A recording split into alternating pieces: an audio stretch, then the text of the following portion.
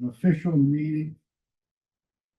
This is an official meeting of the Elderly and Disabled Tax Fund Committee. Today is June 26th. It's 5:10 p.m. I'm David Ralston. I'm the chairperson.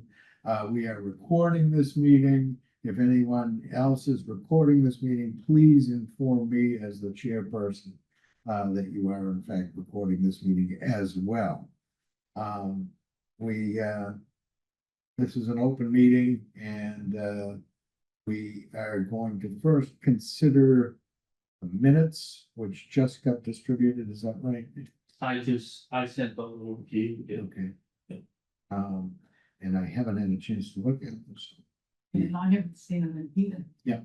So why don't we delay the minutes for the time being? And we will go to the issue of public comment, and I believe Al Norman is online with us today. Is that right, Al? Yes, I'm with you. Can you hear me? Yeah, we can hear you. Good. And you apparently sent us an email, which I haven't had a chance to look at, but you want to describe what you're talking about? Yeah, I sent an email today because I was able to open up I had asked for a copy of what Patty had submitted to me last time, which was a document that described the application process, eligibility process. Anyway, that was posted on the website, so I was able to access it, and I sent you. What I sent you earlier this afternoon was some suggested edits, because I think there's some issues that will have to be addressed. For example, the definition of disability says something about the inability to work, which I think is a very amorphous concept. What kind of work are you talking about? I took instead the definition of disabled I took from the Americans with Disabilities Act. So in other words, I went through what Patty had submitted, which I think had a number of points that were perfectly fine. There were a few things that I thought could be improved on, and so I made some suggested edits, which I'm happy to go through if you want to. If you haven't read it, we could do it some other time. But I do think that these are the issues that I put up there about the qualifications for the program were a series of definitions that I put in alphabetical order, by the way. And then there was a section on distribution of funds, how to apply, and contributions to the fund. And finally was how to donate. Most of those were, I made very, very few minor editing changes. It was mostly in the first part about the issue of the eligibility for the program that I thought we needed to, sort of get some tighter language on. Mhm. I can go through it if you want, David. It's up to you. Well, I'd like to hear it. I reread the working draft before coming, and I was interested in the issue of disability. I was thinking also about people who have a temporary physical problem like a heart attack that might knock them out for a while and seriously impair their ability to gain income, and because the Social Security definition of disability is physical impairment expected to last a year or longer. Sometimes people get hit with some tragic thing that knocks them out for 6 or 8 months, and I think they should be eligible for consideration, in that kind of thing. But if you want to go through what you have to say, that I'd be glad to hear that. Yeah, sure. I'll start with that just because I'll start with the definition of disabled because I think that's pretty central to the whole theme. So what I wrote was disabled is defined for the purposes of this application as a person with a physical or mental impairment that substantially limits one or more major life activities, period. Now there's that I'll stop there. That definition is from the Americans with Disabilities Act. So I felt comfortable using that definition because the federal government, that's how they define the Disability Act. And most disability rights groups across the country understand that definition and use it. There's a second sentence that I included, which I think was in Patty's thing. A person who is currently receiving disability benefits from a government program based on determination of disability, such as SSI, SSDI, Veterans Administration, or Workers' Compensation, is also considered disabled. Documentation must be submitted with this application. And that would address your issue, David, because it doesn't say anything about duration of disability. If somebody presented themselves at an application period and had just had a stroke or whatever, and they were considered temporarily disabled, there's nothing in here that would preclude that from being, ineligible. It's just someone who has an impairment, physical or mental impairment, that substantially limits one or more major life activities, which would be things like the activities of daily living or the instrumental activities of daily living. That's eating, bathing, dressing, so forth. The things that would be used, for example, by LifePath or any other group that's working with people with disabilities. So I just thought that was better than someone who is unable to work. Actually, agree with that. Yeah, I mean, that makes sense to me, but, Does make sense. we'll be going through it. Let's hear what the rest of what you have to say so that we can, Okay, so let me do some of the other things. These are definitions that were in order. Assessed value, under definitions, qualifications, assessed value of the home. I said it must not exceed 5 times the taxpayer's total income. This is a weird one because I'm not sure assessed value of the home matters a whole lot to us. Because if somebody, for example, somebody has the other part of assets, there was a definition about assets that said that your assets could not exceed the current level for the circuit breaker. Well, the current level for the circuit breaker, which I thought was a good idea, the idea of just piggybacking onto whatever the state is using for its senior circuit breaker program, that currently for the 2024 tax year, that currently is $72,000 for a single person. So, for example, under this first definition, if you're going to look at assessed value of the home and say that some people might have a house that was so worth so much you wouldn't want to consider it in this program, I would say that if you had 72,000 and you multiply that by 5, there are people in Greenfield that might have a $450,000 home, let's say, but today they're living on their house rich and cash poor, and those people, I'm more interested in their income than I am in their house, the assessed value of their home. But if you want to include something about assessed value, you've got somebody who, if they're coming into the program to apply and they have, let's say, $30,000 in income or 25,000, which wouldn't be unusual at all. They came in with 20,000, for example. They could have a home. It was 5 times would be 100 living in $100,000 home. Well, we don't really want to exclude people based on a limit of their home, because if they're living on $20,000 a year for an individual, I think that would be a difficult financial situation, regardless of what kind of house they're living in. So one suggestion is either to just take out the whole idea of assessed value of the home, which I think is secondary to their income, and just go with what their assets and incomes are. So I just wanted to say that I don't think that the top limit, the worst it would be is 72,000 for a single person. You could have somebody who's married filing jointly under the idea of a circuit breaker guideline. It's 109,000 the current year. That's their income, household income, joint filing jointly.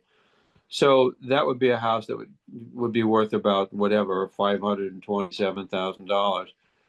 What it does is it says that you're not going to eliminate somebody because their house isn't enough. Now, the example I gave you earlier of let's say $30,000, that would be $150,000 house. It makes me a little bit nervous to have it at 5 times. Maybe it should be 6 times. Do you get the drift of what I'm saying? Is that I was there was a suggestion in the original, I think, about assessed value of the house. I don't really care what their assessed value of the house is, because they're, do you know what I'm trying to say here? I don't Yeah, I'm not. really want to limit. I don't want to Yeah. deny somebody because they're worth too. Al, Oh, Patty, are you talking about the draft that I did? Yeah. Cause I don't see anything in here about assessed No, I'm value. talking. Yeah, I'm talking about the thing that I put in. There was something in there.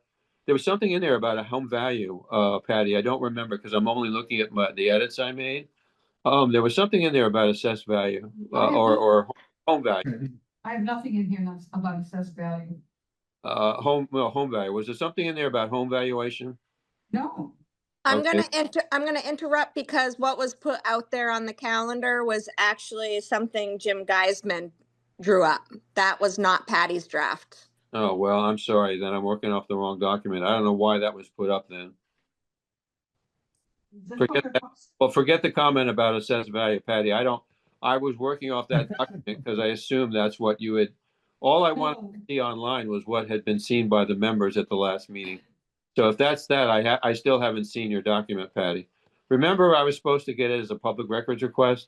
Yeah, yes, but I do have a public records request, Al. I have been out. I was out last week and I just came back today. All right. So I'm trying to work on catching up. I do know that they put a note on your records request asking for an extension. But I will have it before the due date anyways. I just am working on catching up. Let me say too in this, Dave, and I apologize for this. I had asked, I have asked all committees, I'm not picking on any of them, but I've asked all committees to try to post publicly on your full agenda any document like the one that Patty produced last time, so that people like me or anyone could look at them and make comments. So I was told when Patty checked that out with Kathy Scott, she said, "Tell Mr. Norman to file a public records request." So I sent a letter to Kathy. I asked for a public records request, but I also said to her, "Look, if some member of a committee puts on a document that is being used by the committee that night, if you make it available that night, or on your calendar, on your listening, on your full agenda, somebody can read it before the meeting, learn as much as any member of the committee has, and then be able to, during public comment, speak intelligently about what they saw." And Kathy said, "Well, I note your request, but you'll have to file a public records request," which I did. And this is an example of that then got passed on to Mandy, who had to respond to it. And I said to Kathy, why are you wanting to make people do this instead of just post the darn document? That way I have to file a public records request. that's what I sent you. yeah, Yeah, So Al, this was, I sent David yeah, my draft. yeah. And he said it was posted about 10 days ago. I thought it was posted with the agenda. Well, what was posted, now we're learning, is that what was posted was not Patty's document at all. So the one that was Yeah, posted this is labeled E&D Tax Fund, if I'm not mistaken, Which is not my document. which is Jim Geisman. Geisman's document. Well, you can imagine my confusion. I had no idea. So, and is Jim's document the application, Brad? No, it's qualifications, purpose of the fund. It is another draft off of what I think was the original draft. all right, I well, think. here's my, I may be responsible for mixing that up myself. I just don't recall. my suggestion is that let me go through a few of these ideas. The one that I just did, scratch what I just said about assessed value, because I would rather, I agree with Patty, it shouldn't be in here. If you're gonna, I was trying to salvage something that I thought was in the document, but the issue about disability, I think the definition of disability is an important one. I think we should look at that. Then the other thing I did was I developed, there was something in Jim's, I'll call it Jim's version now. that said that an elderly person is defined as 60 years or older. I said 60 years or older on or before September 1st of the preceding fiscal tax year of the elderly and disabled tax fund. In other words, we should put when that 60 years of older as of when. And my understanding from Jim's version, because I'll keep saying that, was that somebody would apply in September and they would get approved uh, by uh, by July 1st of the tax year.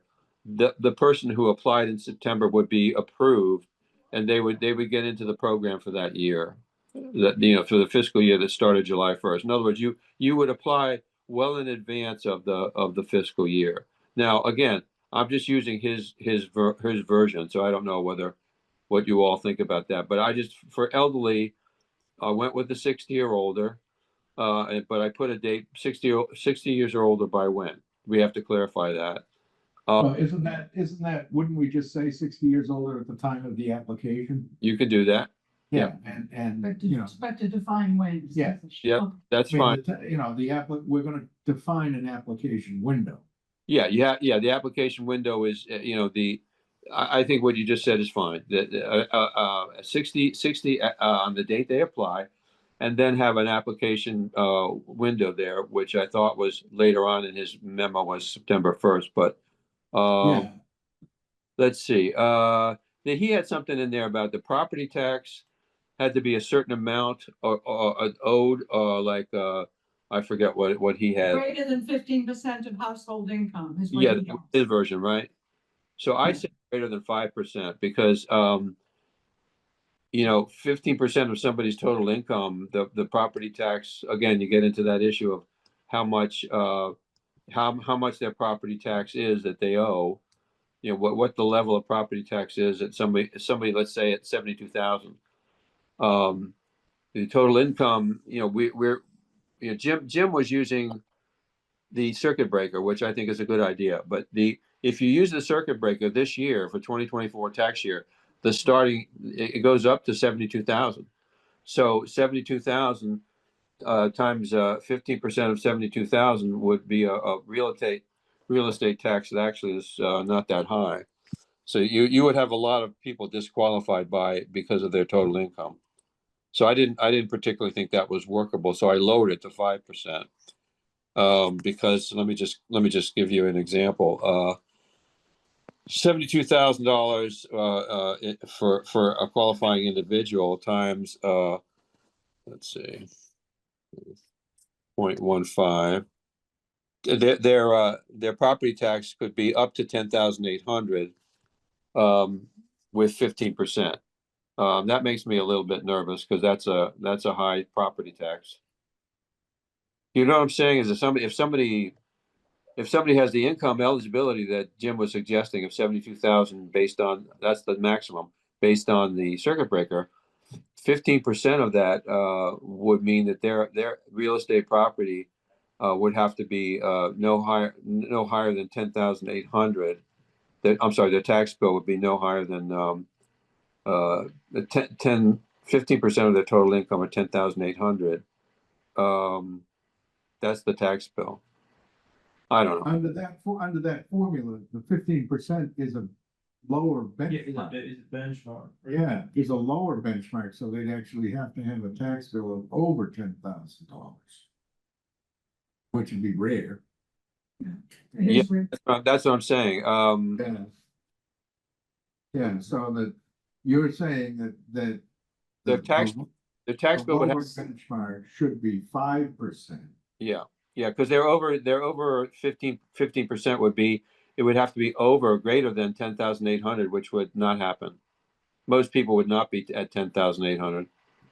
No. So if I made it 5%, which would be a third of that, I don't know if I'm being clear here, but this is if it was if you started off with somebody at 72,000, their tax bill could not exceed. Oops, I'm sorry.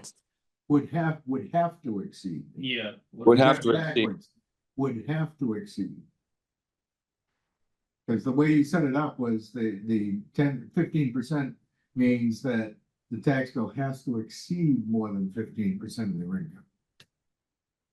Well, the annual real estate property tax must be, he had greater than 15%. Yeah. Of greater than 15% of, Yeah.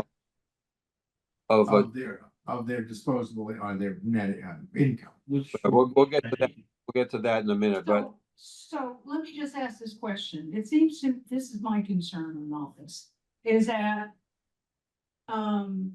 if you're using, if we're, I mean, in my draft, I used what the community action uses for their fuel assistance yeah, in terms of eligibility.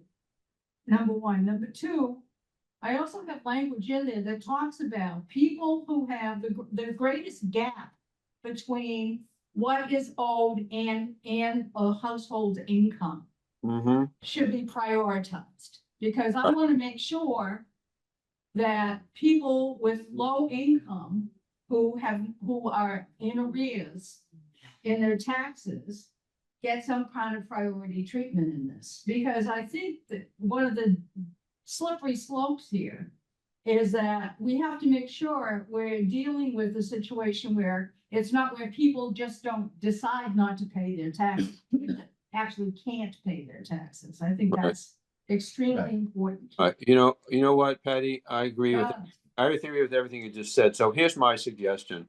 Let me stop talking about what I sent you this afternoon, because it's based on the wrong document. It's based on Jim Geisman's. There was no indication that that was the case.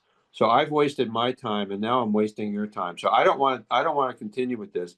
I have one other comment I do want to make, which I just to find out, because I don't think it was in any version that's been talked about so far.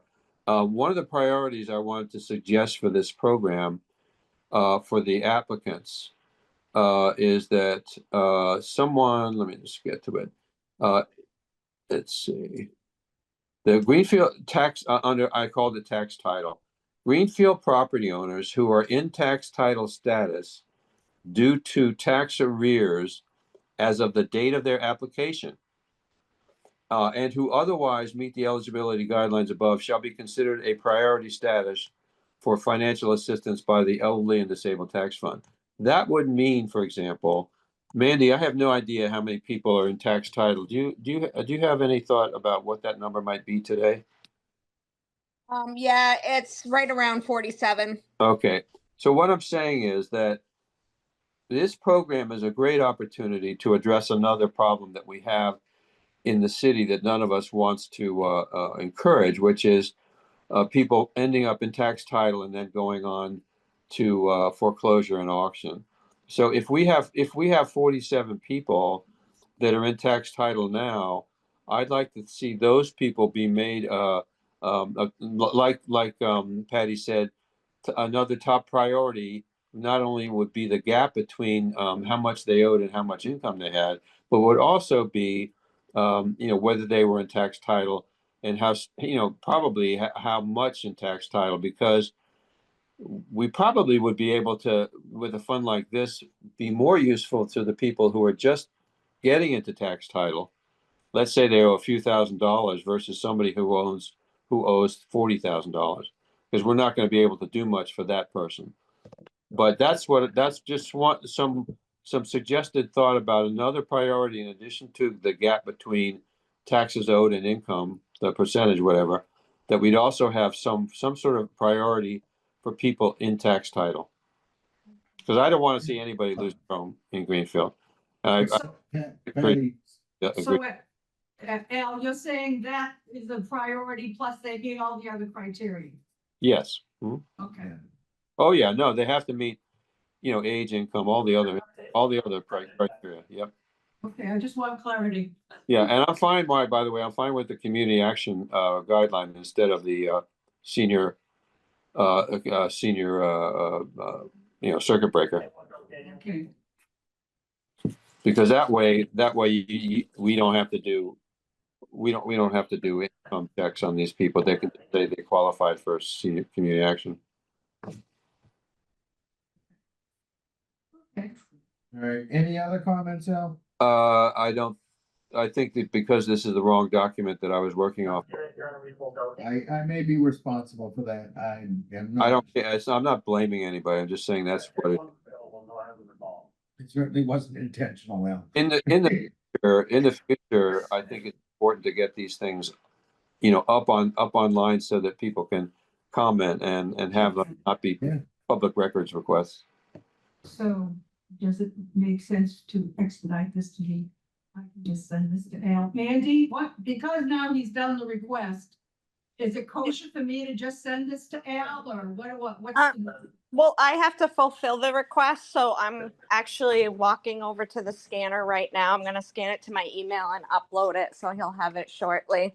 Okay, thank you. Yeah, I don't really, Okay. Mandy, it's okay if you don't even send it to me. It's, it's not, if this committee isn't going to use that version, I Well, don't need, this is Patty's draft, and I think maybe I it want has you to some really have good that. information in it. yeah, and Patty's that draft, you would- That's what you asked for, so I think you should get it. Yeah, yeah, absolutely. Patty's draft Okay. would be very helpful. Thank you. Okay. Is there any other public comment? Right, seeing none, we'll move on to the review. I think the next item was actually the review of Patty's draft. And why don't we go through it? Now, I wish Jim was here because he did all the, it seems like he did all this work.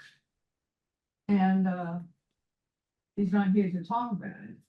And we can go through right now and add some of the things that we've just talked about. Like I do like the idea of the definition of disability. Yes, That and the one in the working draft, but also the ADA definition. So I like it too. I assume the chair is allowed to make a motion. So, Yes. okay, I would move that we adopt the definition of disability as that used in the Americans with Disabilities Act in conjunction with the other issue of disability of the inability to work. I would suggest that we also use the term temporary or permanent disability. So, Second. any other discussion about that? Okay, because, as I said, I was concerned about people who have some cataclysmic thing that may not be long lasting, sets them seriously behind. Okay, so it's been moved, it's been seconded. Is there any other discussion about using the disability term that I just defined? All right, all those in favor say aye. Aye. Aye. Okay, that's adopted. All right, there was a suggestion that we include a statement that one of the target populations for the use of the funds are people who are in tax title status. We want to discuss that. I think it's very good to have that language in there because it's also part of, you have to meet all the other criteria. So in other words, you're meeting all the other criteria that we're setting out in terms of age and income, et cetera, and so on. So as long as all the criteria is being met, and if somebody is, the foreclosure is coming down, I think it's quite reasonable to prioritize that situation. So is there a why don't you make that in the form of a motion? Okay, I make a motion. This is a motion. Oh, I'm being taped. Okay, I make a motion that we adopt the form of language that includes somebody being in tax title who also meets all the other criteria of the guidelines to be made a priority for funding from this body. And I would second that. All in favor? Aye. Aye. Aye. Right, it passes. Okay, that's in there. Thank- There's some editing to do. Thank you very much. Okay, thank you. Thank you. Okay, do we want to go through this? I mean, we can still review it. I mean, we're gonna be produced, we don't have to pass the total today, but I think those are substantial and beneficial changes. I also spent some time, a little bit of time, not a lot, but some time reading through some of the stuff, some of the things that Jim wrote. Okay, And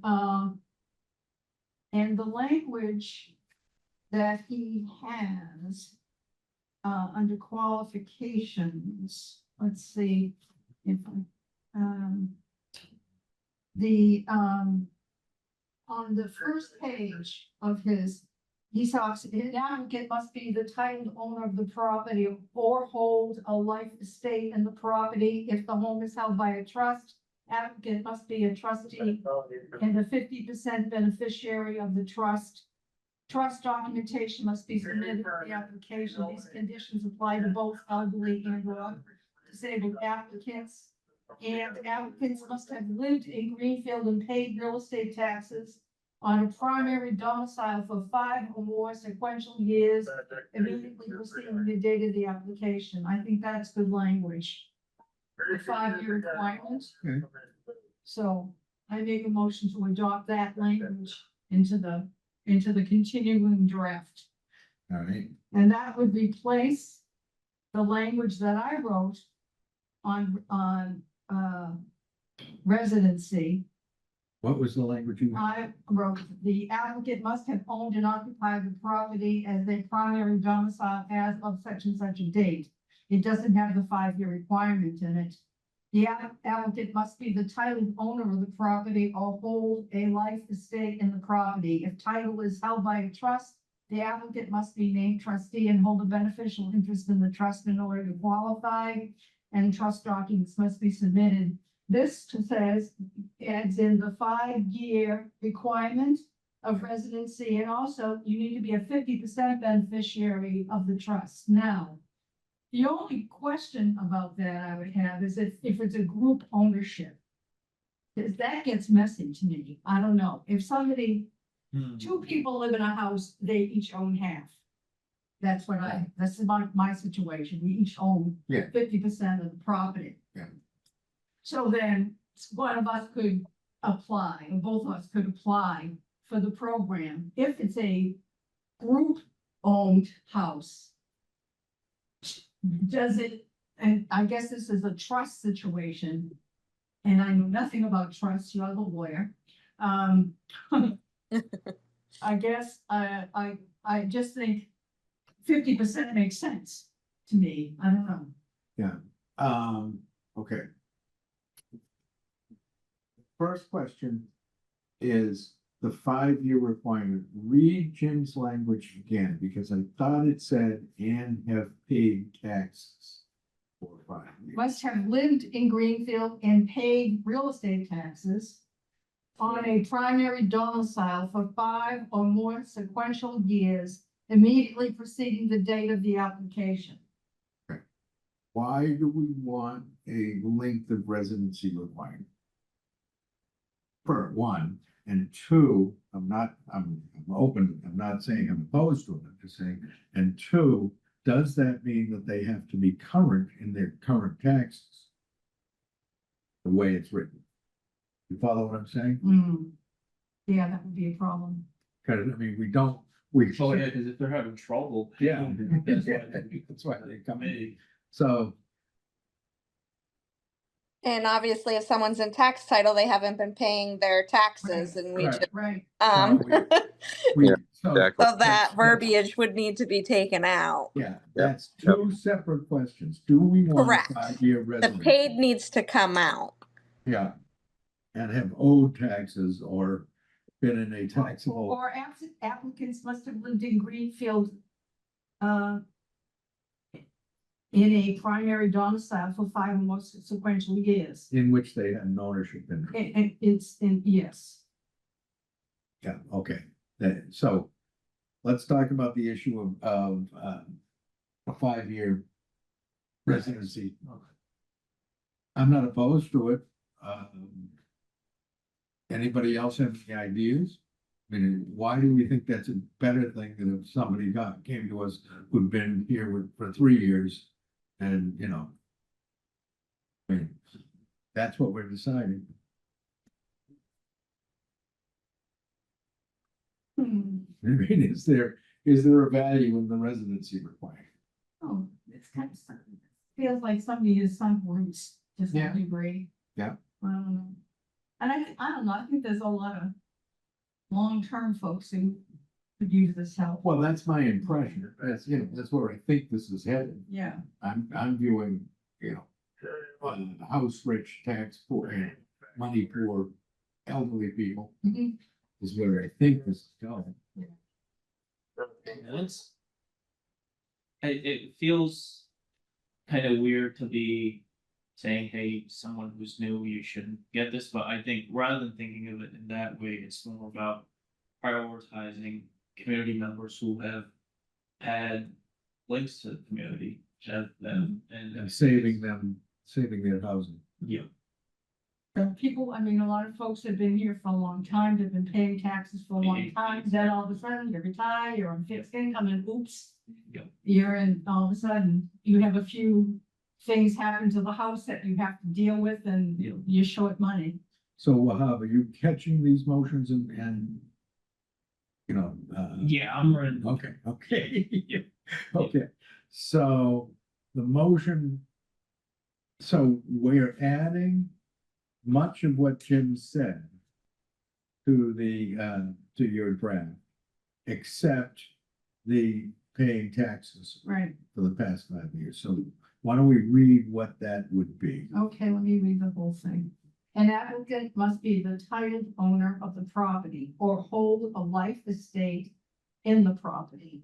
If the home is held by a trust, applicant must be a trustee and a 50% beneficiary of the trust. Trust documentation must be submitted with the application. These conditions apply to both elderly and or disabled applicants. Applicants must have lived in Greenfield as I'm gonna say as a homeowner.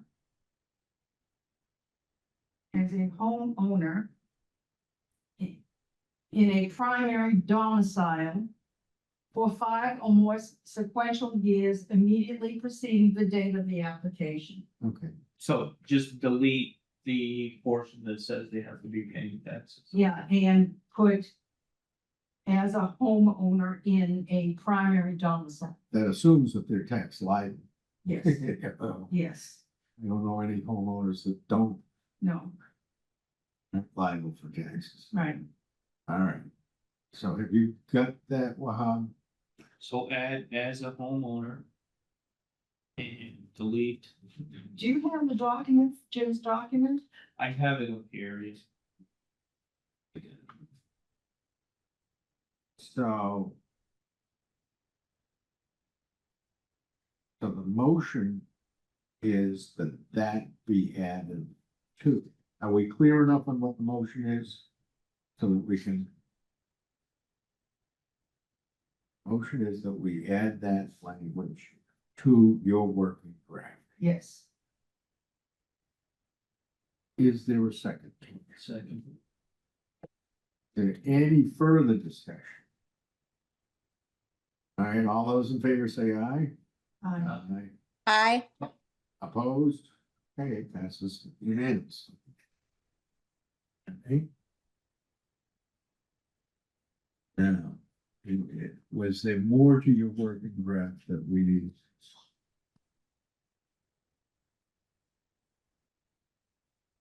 I haven't, in all honesty, I've kind of read through some of Jim's stuff. But I haven't really done a side-by-side comparison. That's as far as I really got with it. Okay. And without him here, Yeah. I wanted to hear his logic around this. Okay. You know, So we can continue the discussion and turn to the next agenda item. I think we did some substantial work on your draft, Mhm. you know. And what I will do then is I will take these changes, I will keep modifying this draft. And I will have a new draft for our next meeting. Can you get that out truly so that we can Yes. publish it with the agenda. Yes. And I will be better off getting the agenda a little bit early. I did get it like a week out. Ahead of this, but I'll try to do it 2 weeks out with that, with your working draft as an attachment, so that everybody knows that we're working on it. As soon as possible. Got it. Okay. All right, and the next thing we wanted to look at, I believe we were looking at the, you had, Native. Natick as Yeah. your template. Yeah. For, the, actual application. Yes. Yes. The only thing, we've all had a chance at the committee, we haven't published it to the public yet. The committee had a chance to look at the Natick template. The only concern I had was that I thought that we should have an ability for people who are already determined or currently eligible for needs-based programs like SSI, TAFDC, Medicaid, that they should be given eligibility and not have to submit all the paperwork necessary for the remainder of the application. All I'm saying. You know, if you're eligible for SSI or you're eligible for any of those other need-based programs like fuel assistance, you've gone through that process of being funded for poverty, essentially. Mhm. So if they could bring in documentation that they have been on those Yeah. funds, That they're currently on those that funds. we cut out people short of that, we're trying to say. Yeah. And also the burden on them, you know, for both. Okay, so somebody comes in and they're eligible for, they prove that they're eligible for fuel assistance. Yeah. That doesn't, That but doesn't, the criteria, all these different Yeah, I programs know. have different criteria, so, and some of them more stringent than others. yes, it's Yeah. true. I don't have any problem paying my taxes and I'm eligible for fuel assistance. Right, I'm in the same situation.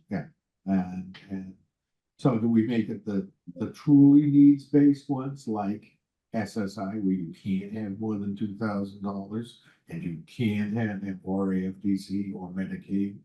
You know, because there are some that are very stringent. I think if somebody is eligible for the more stringent ones, I think it's a done deal. I think that's been proven, Right, right? right. So then, but we've got to figure out what the roster is of those programs. David, Jim had a person who's currently receiving disability benefits from a government program based on determination of disability such as SSI, SSDI, VA, or workers' compensation is also considered income Well, eligible. they're considered disabled. That's the definition of disabled. Yeah, that was the definition for disabled. Because you could be on SSDI and be a millionaire. You know? Yeah. You know, there's no needs base on SSDI. You know, you can be on SSDI and buy the winning lottery ticket and you still get your SSDI. So you're saying, David, because these people have already gone through the trouble of submitting paperwork and everything through these various different programs, if they show us evidence and proof that they are on these Yeah. programs. Because those then have we get both that income, Instead of. yeah, those have income and, Documents, is that what you're saying? right. But if they're eligible, doesn't mean that they're necessarily on it right now, right? They'd have to be a Medicaid beneficiary Yeah. or a SSI, because those are very strict, you know, I mean, if you're on SSI, you're living on $900 a month. And you can't have more than $2,000 in assets and, you know, you can't earn more than $80 a month for Right. your start losing benefits. Right. So you are poor, you are certified very poor if you're on SSI, TAFDC, which is, you know, child welfare, and EAEDC, emergency aid to elderly, aged and disabled people. You know, they do some serious vetting. We could say food stamps, but I don't know what that's. Yeah, but food stamps, you get, I mean, I'm eligible for like $16 worth. Something like that. Yeah. Yeah. But I can pay my taxes. I mean, I try when I do it, but I have to. It's a sad thing to do, you know. You know, I mean, because I found that being eligible for fuel assistance has been a gateway to some good stuff. Absolutely, yeah. And get good weather station. Ambulance one, response Oh. to public service at 133 Main Street. So if, Public service at 133 Main Street. Main Street.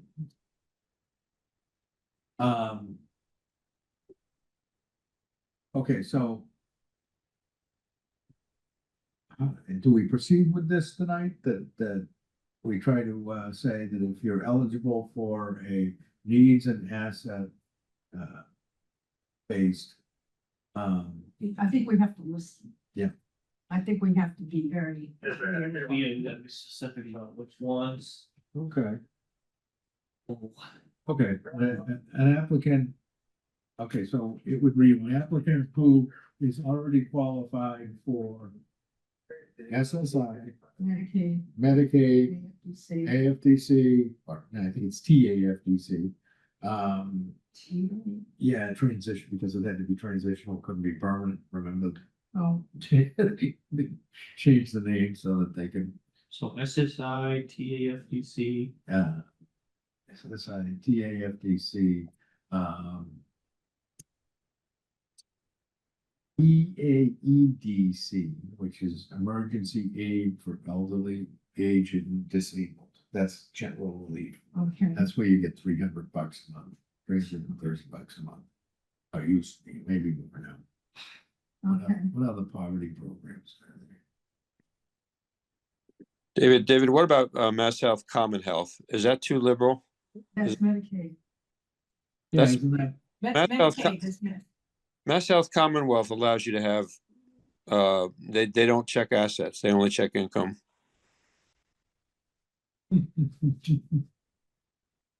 I know a guy in a nursing home who's, he's in there on Mass Health Common Health. Mass Health is paying his nursing home bill for a certain amount of time, but they don't look at his assets.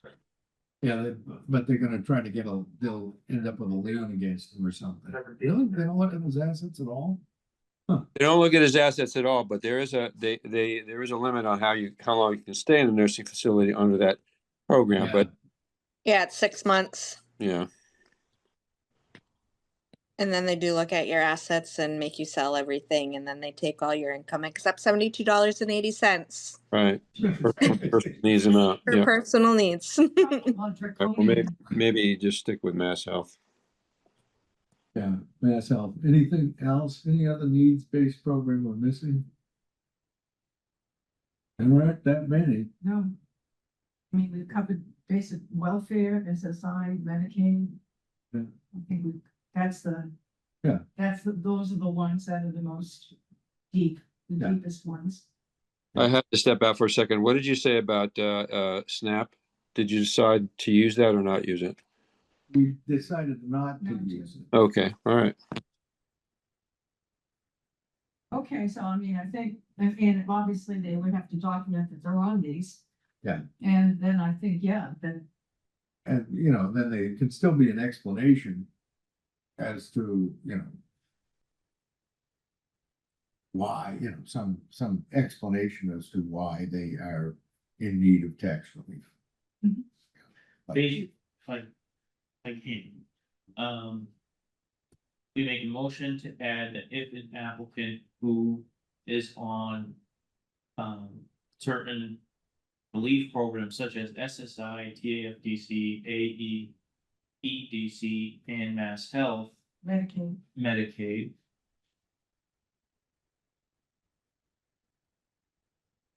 And meets all the other eligibility requirements. is eligible to receive funds from. Yeah. Yes. Elderly and disabled taxation. Okay, do we have a second? Second. All those in favor? Aye. Aye. Aye.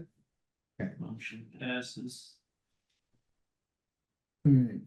What about other parts of the actual application process?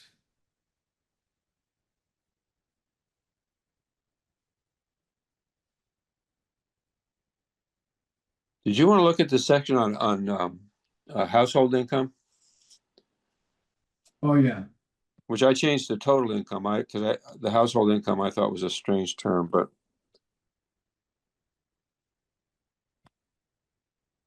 Household income usually involves all members of the family. Yep. And we would be judging this based upon the income and ability of the owners. That could be. I mean, if we have a home, other than the trust situation, which is a little odd, but it's possible. If we had co-owners, we want financial information from both of them. Yeah. You know, or three owners, right? You know. right. Because, you know, I mean, we don't want them to just put forth the poorest one. Okay. So we do one household income. I don't know, what do you think? We would want all owners' income. If you were housing your 29-year-old child who was a impresario making hundreds of thousands of dollars, Right. do we want to capture that? I think so. What if they're temporarily? Temporary. Yes. Mhm. You're putting on, you know, they're filming a movie in Shelburne Falls. Yes, they have a 7-figure income, but. I mean, Okay. what about so- income of all permanent residents? Household, I don't know. Yeah. I mean, there's gotta be some kind of language that can capture that, because, yeah, if, Yeah, if it's an impoverished mother who is, you know, housing her very successful daughter. And she's making well into the 6 figures. Right. We don't want to help her. precisely. Yeah. We wanna make sure the daughter pops up. Yeah. takes care of it. Yeah. That's a whole other question, Yeah. right? We can't So- force that. So do we want to, you know, all household members, we want to be able to, access. We may make inquiry of the financial resources of all permanent household members. Mhm. It's not a big enough fund that we're learning too No, much it's about, not. you know, we're talking about people, you know, getting a couple of $1,000 at most. And somewhere in here also, it has to say, I think, I'm just going through some of this discussion. Yeah. That the committee As, from time to time has the right to alter the documents or something like that. I don't know. Yeah, to amend it, you To know, amend the documents, because this is because we might come up Forever. against like, 50 years later. it's like contractual language, so you have to so the renegotiate it. The committee may inquire as to this is what I would suggest as a motion. The committee may inquire as to the financial resources of all permanent household members, regardless of ownership interest in the property. I think it should be the committee may require documentation. Yeah. Not inquire into. Okay, require, or both, may require documentation. I want to point out that the Patty's version had because I have it on the screen now, talks about income based on the most recent federal poverty guidelines, and it is household 1, 2, 3, 4, 5. What do you think about that approach, Patty? Do you want to stick with that? That you, I,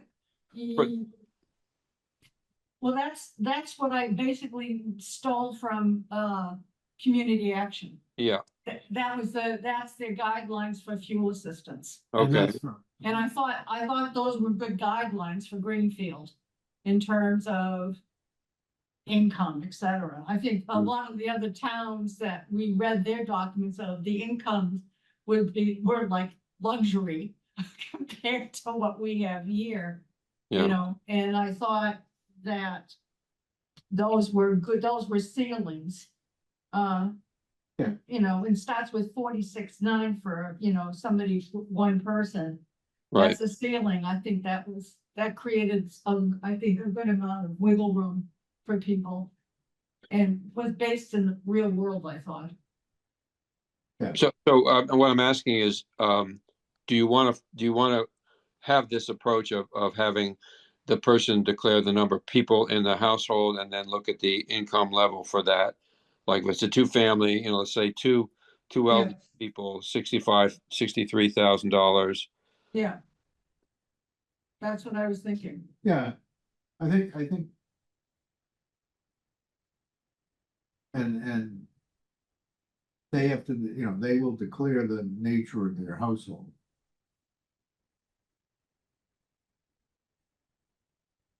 But this is, That says right there. On the front page. Right here.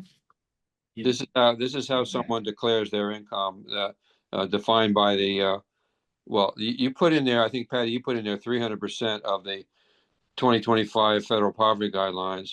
Yeah. Because that's what they use, for their fuel program. Yeah. Are these levels comfortable with everybody? Are you all comfortable with that? Yeah, I mean, we're going to prioritize. I mean, if we get, assuming we will have more applications than funds available, and we will then prioritize the award based upon levels of need. Yeah. Right. So if somebody comes in at 100% of poverty versus 300%, you're gonna look at the 100% person more carefully. Yes. Yeah. Okay.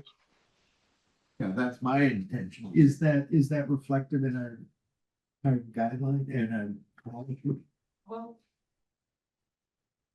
I have this language in here. Award amounts will be determined based on the greatest proportional need, tax burden relative to income/assets, and will not exceed the real estate tax liability. Yeah. Awards are credited against an applicant's real estate tax account. I think that's good enough language. That basically says the neediest folks get it. Yeah. Yeah. Okay. Okay.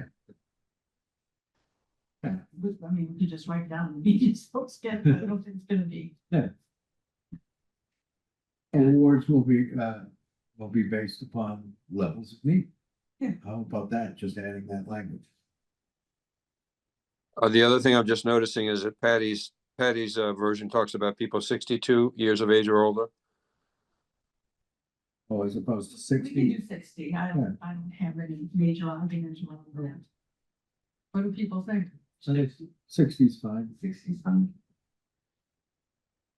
Now, do we want to make motions for a few of the things that we discussed? Yeah. So one of the things was requiring documentation of income of all subject residents The household, yeah. of the household. So, motion to add language which would include, that the committee may require documentation of income of all permanent residents of applicants. Second. Second. Second, all those in favor say aye. Aye. Aye. Aye. Okay.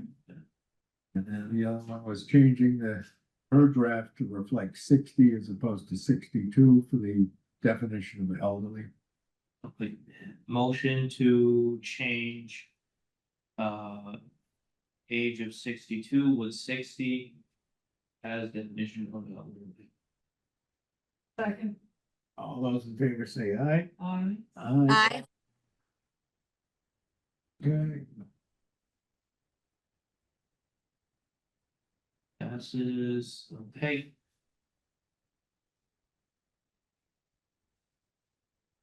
What's the application period? When will a person start their application? I'm not sure we've determined that because, in my mind, as a working draft, I thought applications would be made in September and decisions would be made by December. But that's just my mind. And again, we don't, we're not gonna have money by September. Yeah, we're not, yes, I'm thinking this is probably gonna end up being, we're talking 26. But the question is, when do people start to come through? For example, you could have somebody apply in September, be determined eligible in this January 1st, let's say, but the payment wouldn't start until the fiscal year of July. I don't know if that makes sense, because that's a wait. But how do you want to, I'm just asking about the timing of this. How do you want to start to pull people in? If it's July 1st, it's the beginning of the fiscal year, you could have them approved by, let's say, the end of the second quarter, by December, and then start them January 1st with relief for that fiscal year. I like what Patty had put in her draft, but I would definitely not have July 1st as the start date, because that's quite a few months. I was thinking more along the lines of applications start coming in September and they end December 1st, and then we start reviewing them January. Yeah. And then make awards when? The fourth quarter tax bill. By March. Yeah, Yeah. You mean they could get relief for the year, whatever it was, in the last April, May, June period? Is that what you're saying? yeah, that's what I was thinking she was saying. Is that what you're saying, Mandy? Yes. Okay, so if somebody got an award for $1,000, it doesn't matter that there's 3 months left, that $1,000 gets put into their, whatever their bill was for the year. Right. And then, they may already, kind of people we're targeting may already owe taxes. And the award's just gonna go to, get rid of some of their tax burden. Right. So application September 1st, 2025 through December 1st, 2025. Committee will begin reviewing applications in January 2026. Applicants will be notified by March 15th as to the status of their application. Awards will be applied to the fourth quarter tax bill issued April 1st, 2026, due May 3rd, 2026. Is that what we're saying? But I think we have to put it off just We have to put it back a year, because we're A not gonna year. have funds. We're not gonna have funds until. We're not gonna have Next much year. to issue for May Right, of okay. 26. So I say move that back 1 year. Correct. A year, Yeah, but does a September through December application period make sense? Yes. Start review in January and then it applies to the fourth fourth quarter. quarter? Yeah. Okay, so we just changed the 25 to the 26 and the 26 to 27? Yeah. Yeah. Okay. I think By the that's way, good. I do hope we have a discussion about funding, because I think I have a more optimistic view of getting money than just by putting a notice on tax bills. I think we can raise more money from businesses than we think. Yeah. And that is an item on the agenda tonight. Yeah, thank If you. we Yeah, Get through this and, yep. but again, I do not expect to have funds available until next year. Yeah, no, that's right. That's real. Get excited. Yeah, because we can raise funds, but, Yeah, we can raise funds. It'd be nice to have a good bank to work with. Yeah. All right. Any other changes to the actual application that you draft, the Natick application that you've looked at? I think it's pretty comprehensive. I mean, it's probably some date changes have to happen in there, but it's, in terms of what, in essence of what gets asked in terms of information. There's probably gonna be a place in here on the language that you talked about in terms of if you are eligible for X, Y, and Z. Yeah. Should be on the application. Yeah. Yeah. So. Okay, let me make sure. Now, I have to go find this online, I printed it out from something, so it's gotta be in my computer somewhere. So I can actually do adjustments and edit this. Yep. I have nothing to do with it. It is, because you've worked with the native document, Yeah, so it isn't already in your computer as a separate I document. don't know. I'll go looking. Mandy can send it to you, Patty. She just sent it to me, so she can. Okay, yeah, would you do that, Andy? Thank you. I can. Then I'll have it, and then I can play with it. Okay, good. So, okay, so have we reached, essentially the point where we've worked on the actual application to the point where we can put that into our agenda for next, with the changes we've talked about? Is there more that we can do tonight, or do we just kick it off to the next meeting? I think we've done what we can without Jim here. Yeah. And I think though we have to be open to, I mean, Jim Oh, yeah. did some work, so next time we meet, I wanna make sure that he has time to. Yeah. Cause there might We be, should probably vote on it next month. Yeah, yeah, so we'll Yeah. vote on both of those next month. okay, And so we will have, next month, we'll finish the guidelines. And have a formal vote next month after we've had a chance to let Jim digest what we've come up with both tonight and, in light of what his concerns were. The next month, we will quite possibly, we'll publish it now. We'll publish our application draft. Mhm. And then hopefully vote on that as well. Then we'll have our guidelines and application in place, this is substantial progress. This is good. Yeah. This is good. And then, we've talked, the last item on our agenda is fundraising. Mhm. And, and as we talked about the last meeting, it seemed that the majority, the towns that I surveyed for the last meeting, it was really basically only, to check offs on the tax forms, and whether that was property tax forms or excise tax forms. And there is the open question of actual fundraising through other means, right? Going to private businesses, nonprofits, things like that, which I'm in favor. Yeah. I don't know about you guys. You, Yes. Okay, so if we can conclude the guidelines and the application process, then next time we can fashion a fundraising plan. Is that too ambitious, or is it? no, I think it's a good. No, idea. not at all. All right. David, can I throw in one of the ideas that I had asked people about several, I guess it was last month.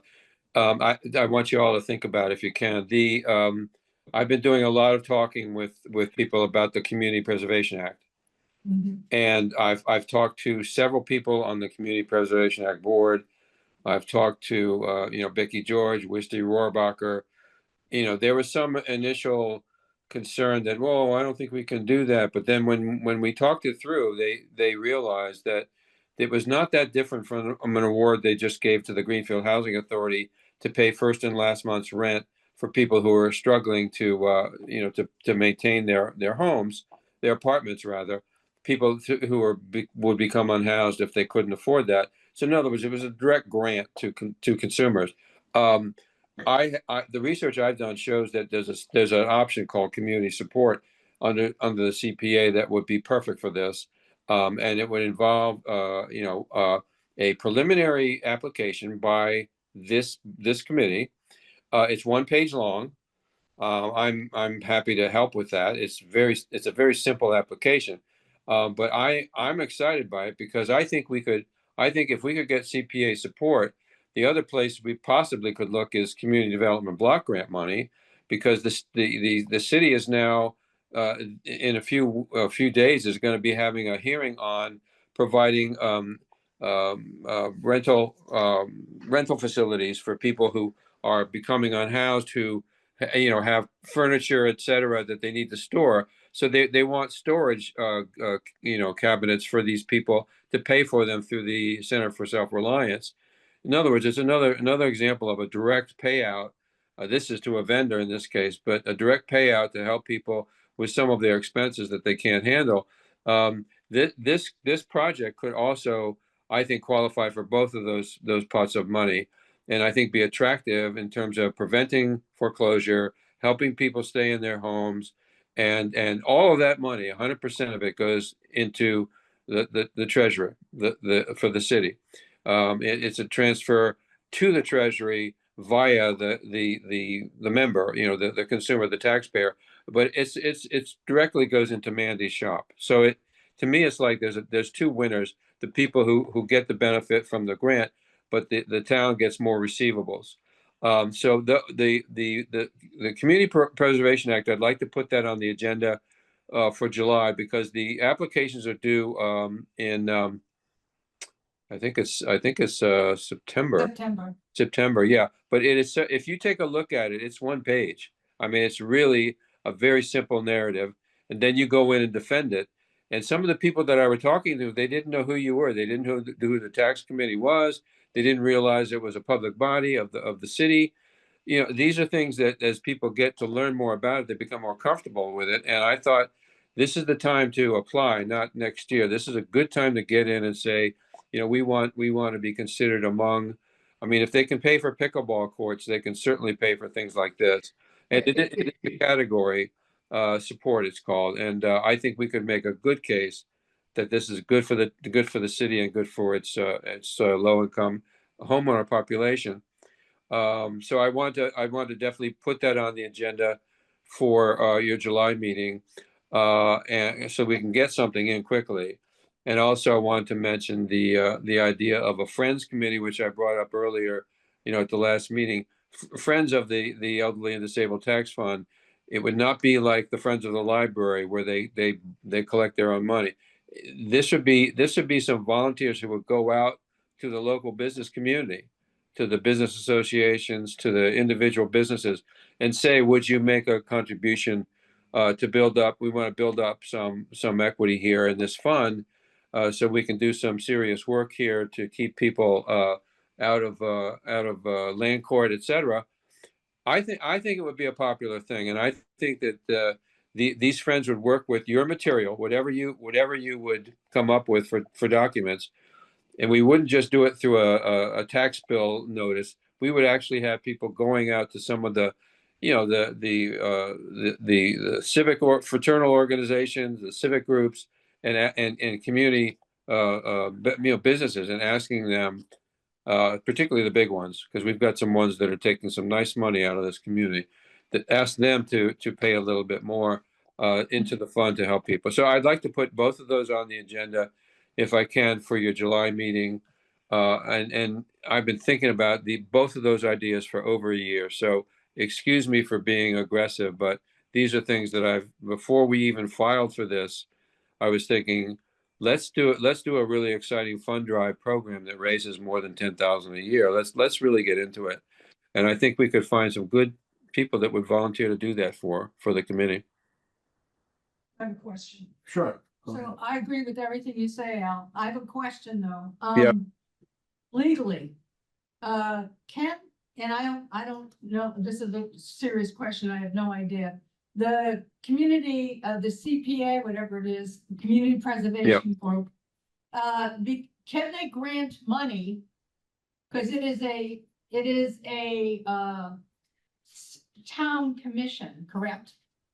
Is a town? Yes, it's actually, Patty, it's an interesting question, because the actual funder, the Community Preservation Act Committee recommends to the city council. The city council is where it happens, and you will be on the city council. So the city council will be the body that actually passes a motion to spend, whatever, $13,000, $20,000 of its CPA funds, which come from us, the taxpayers. We all as taxpayers are paying into it. That fund then goes out to some of our lower income neighbors who are having trouble with their bills. To me, it's like a very symmetrical kind of thing. Technically, it is the council that would make the motion, brought to it, however, by the Community Preservation Committee. And that's the first place we Okay. have to sell it, and then to the council. Okay, so my question Yeah. Hmm? was, can that group grant money to the city?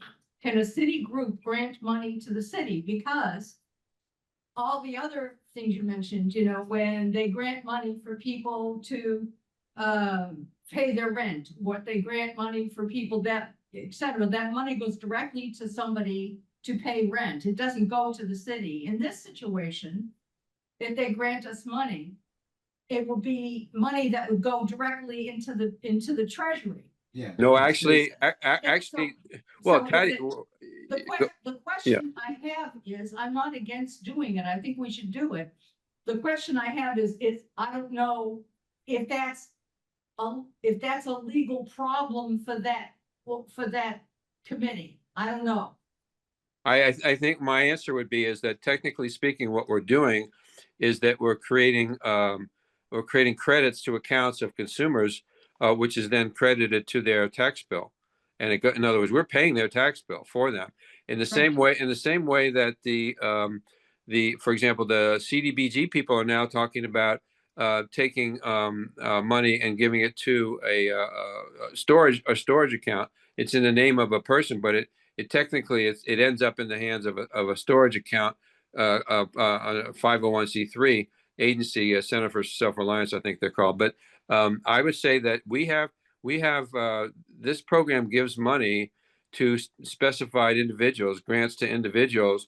Right. It's a credit to their account, so it becomes an offset to their account. So it's actually benefiting them, but it ends up at the treasurer's office. But I don't think, I would have to, they might want to have some legal person look at that issue, but I don't see, the difference between paying the first and last month's rent for somebody with a landlord, or however they're going to handle that.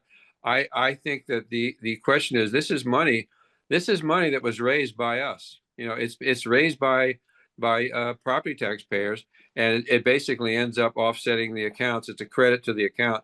I mean, if we had to, we could even credit the account, the money to the people, and have them pay for it.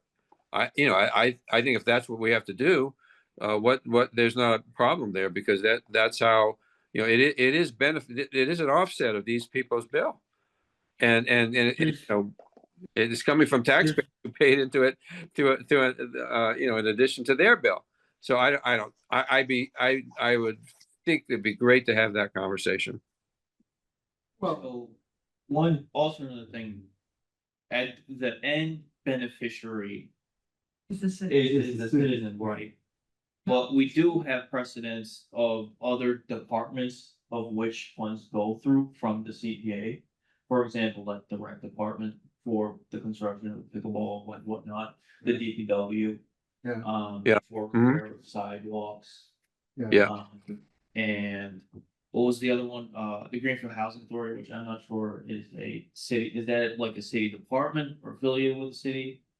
But point being that there's city There's precedent for it. departments, yes, That's what that I was asking. process CPA funds to then spend on actual individuals. Recreation So there's recreation already department. precedent of city money going to city money. Yeah. That's what I was asking. Okay. Recreation department, Wahab, is another one. Yes. Okay. The recreation department has gotten funding directly. So, I mean, the answer is yes, that other funding to city departments, in this case, the funding could come to the fund. Well, you are a city department now. You are a public body, Mhm. and not really that different than the rec department or the DPW.